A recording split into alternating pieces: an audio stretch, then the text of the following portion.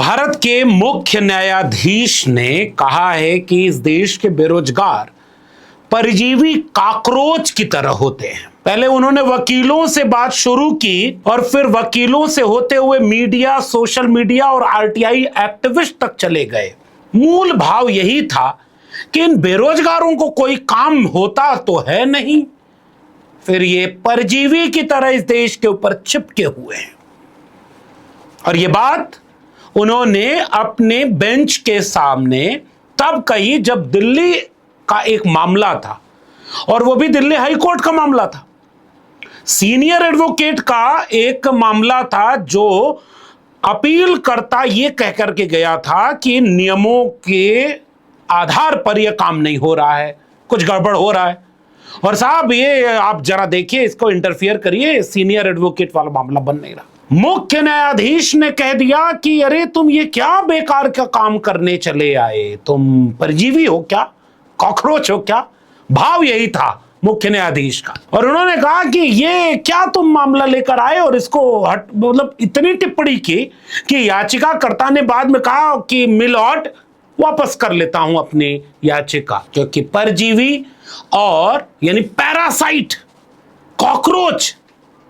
और बात शुरू हुई उन्होंने कि वकालत के पेशे में कितने आ गए।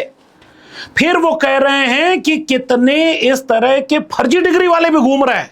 मामला इतना सामान्य नहीं है जितना दूर से देखने में लग रहा है। इतनी टिप्पणियां चीफ जस्टिस ऑफ इंडिया ने कर दी हैं जिस पर बात तो होनी चाहिए। चीफ जस्टिस ऑफ इंडिया कह रहे हैं कि ये जो वकालत के पेशे में जितने आए हैं इन पर सीबीआई के द्वारा जांच होनी चाहिए। तो जब जांच हो तो सीजीआई साहब एक और ऐड करवा ले। देश के सेंट्रल यूनिवर्सिटीज में जितने अपॉइंटमेंट हुए हैं उसके सीबीआई से जांच करवा लिया जाए।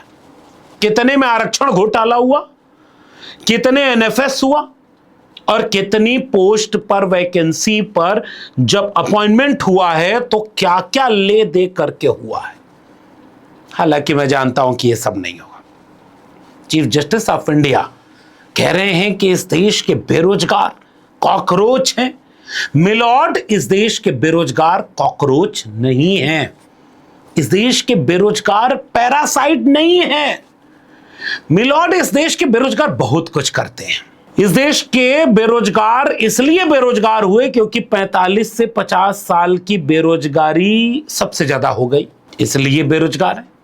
मिलॉर्ड, इन्होंने कोई बड़ा देश में जन आंदोलन नहीं खड़ा किया, फिर भी आपको इनसे दिक्कत है।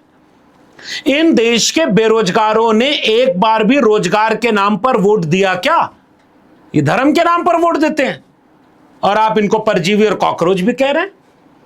फिर आपने कहा कि वकालत की डिग्री लेकर के आ जाते हैं वकालत करने। इनमें से बहुत सारे ये सब नहीं चल पाएगा, फिर मीडिया में जाएंगे, फिर सोशल मीडिया में जाएंगे। हां, सोशल मीडिया पर अनाप शनाप बयान लिखते हैं। इतना ही नहीं मिलॉर्ड, इस देश के परजीवी पैरासाइट और कॉकरोच ऐसे हैं सोशल मीडिया पर, दिन रात गाली लिखते हैं। और इस देश ने कई बार देखा कि गाली देने वाले ट्विटर हैंडल को बीजेपी के बड़े बड़े नेता फॉलो करते हैं, बड़ी गंदी गाली देते हैं। अब जैसे मिलॉर्ड अपना के एक आदमी रख दें, एक पोस्ट हम जैसे लोगों की, और उसके नीचे कितनी गालियां सोशल मीडिया पर कौन लिख रहा है। फिर उनकी वॉल पर जाएं और देखें कि उनका महबूब नेता कौन, उनकी महबूब पॉलिटिकल पार्टी कौन, ये गाली देने वालों की। एक बार भी इस पर चिंता नहीं हुई। जो महिलाएं बीजेपी और आरएसएस से ना इत्तेफाकी रखती हैं, उन महिलाओं के ऊपर कितनी तरह की टिप्पणी ये आरएसएस, बीजेपी के ट्रोलर और आईटी सेल वाले करते हैं, एक बार भी आपने इसकी शाबाशी उन्हें दी? ये पैरासाइट और कॉकरोच नहीं है। ये भी तो सोशल मीडिया इस्तेमाल कर रहे हैं, ये झूठ फैलाते हैं, नफरत फैलाते हैं, गालियां देते हैं, धमकियां देते हैं, अपमानित करते हैं, और आप कहने कि कुछ नहीं करते। इतना तो करते हैं ये पैरासाइट और कॉकरोच। आपने कहा कि फिर इन्हीं में से कुछ आरटीआई एक्टिविस्ट बन जाएंगे, क्या फायदा? मिलॉर्ड, आपको नहीं पता कि वर्तमान बीजेपी सरकार ने आरटीआई के इतने प्रावधान बदल दिए कि उसका कोई मतलब ही नहीं निकला है। कोई ढंग की सूचना आरटीआई से एक पैरासाइट या कॉकरोच नहीं निकाल सकता इस देश में।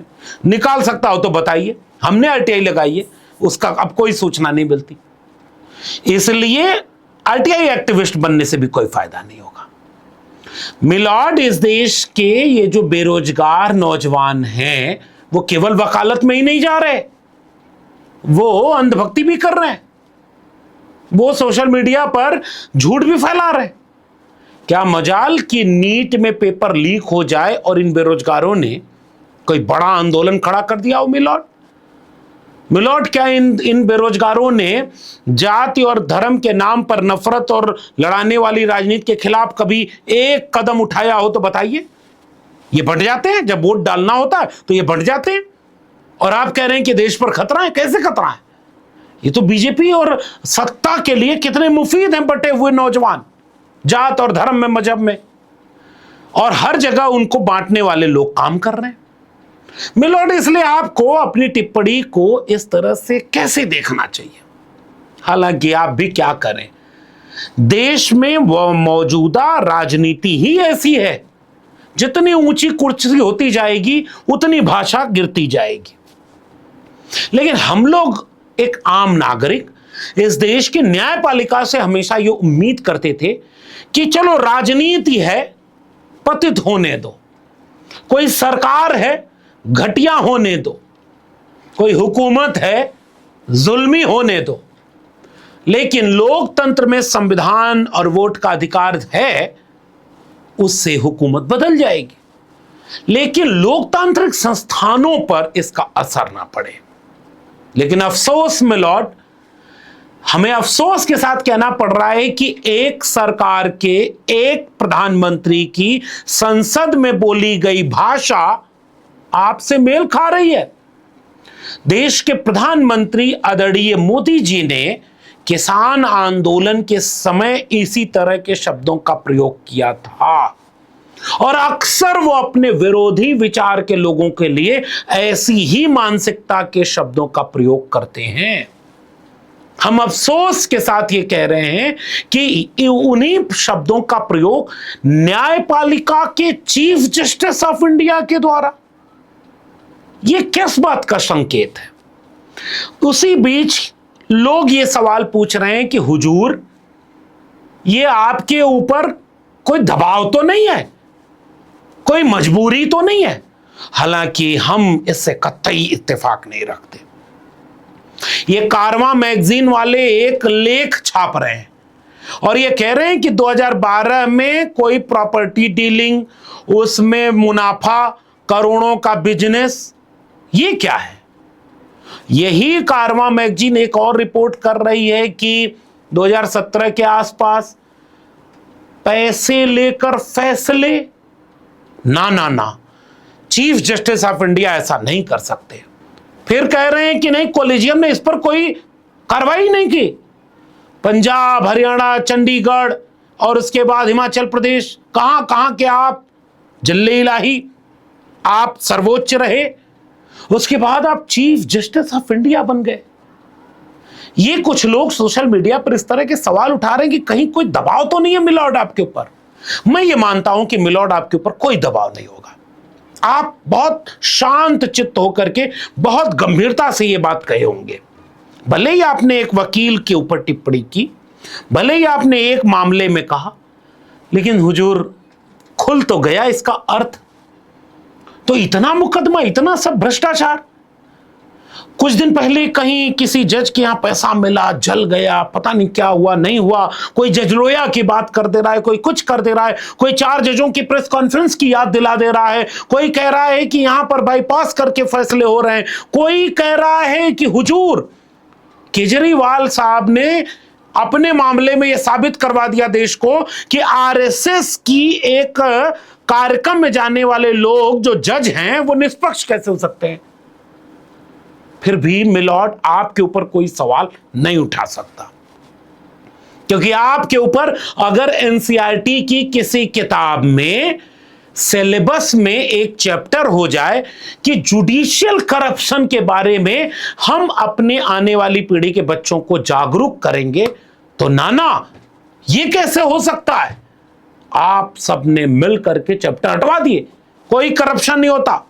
ठीक कहा आपने, सरकार जो ताकत में हो वो भ्रष्टाचारी कैसे हो सकती है मिलॉर्ड? भ्रष्टाचारी तो वो होगा जो कमजोर है, जो गरीब है, जो निचली पायदान पर।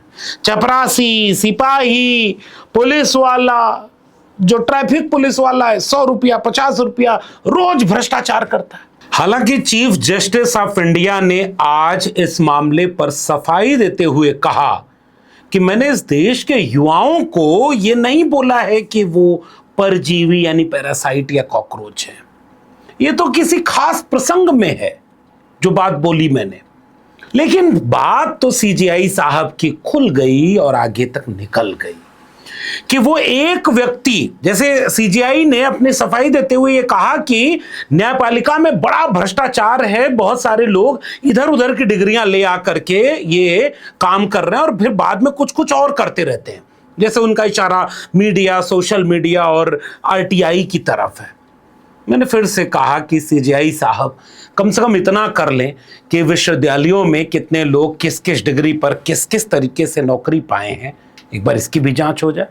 हालांकि कॉकरोच और परजीवी है कौन, अब सीजीआई साहब की सफाई के बाद फैसला इस देश के नौजवानों को करना है।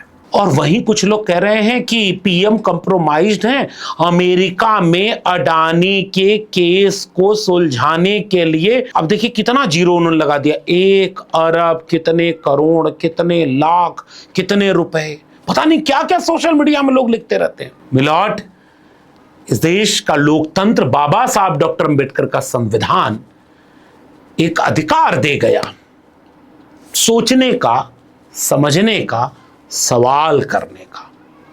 मजबूरी यह है कि आपकी इन टिप्पणियों के बावजूद इस देश के बेरोजगार नौजवानों को शायद फर्क न पड़े, क्योंकि उनके आंख पर या तो चश्मा धर्म और जाति का लगा दिया गया है, या वे इतने कमजोर कर दिए गए हैं कि अब बोल भी नहीं पाते, और जो बोल रहे हैं वो बहुत टुकड़ों टुकड़ों में।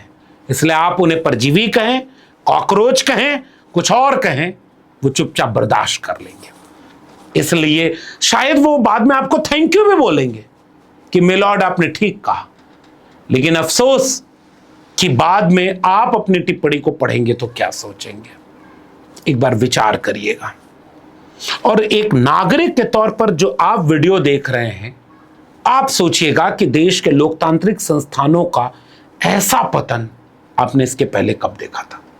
अपनी टिप्पणी नीचे प्रतिक्रिया में जरूर बताइएगा। वीडियो पसंद आई हो तो लोगों तक शेयर करिए। फिलहाल इस वीडियो में इतना ही। चैनल को सब्सक्राइब नहीं किया तो जाते थे चैनल को सब्सक्राइब कर लीजिएगा। बेल आइकॉन यानी घंटी का बटन दबाएंगे तो अगली वीडियो की सूचना मिलेगी। ज्वाइन करेंगे तो हमें ताकत और हिम्मत मिल जाएगी। अगर आप इस वीडियो को ट्विटर यानी एक्स या फेसबुक पर देख रहे हैं तो हमें फॉलो करना मत भूलिएगा। फिर मिलेंगे, तब तक के लिए बहुत बहुत धन्यवाद।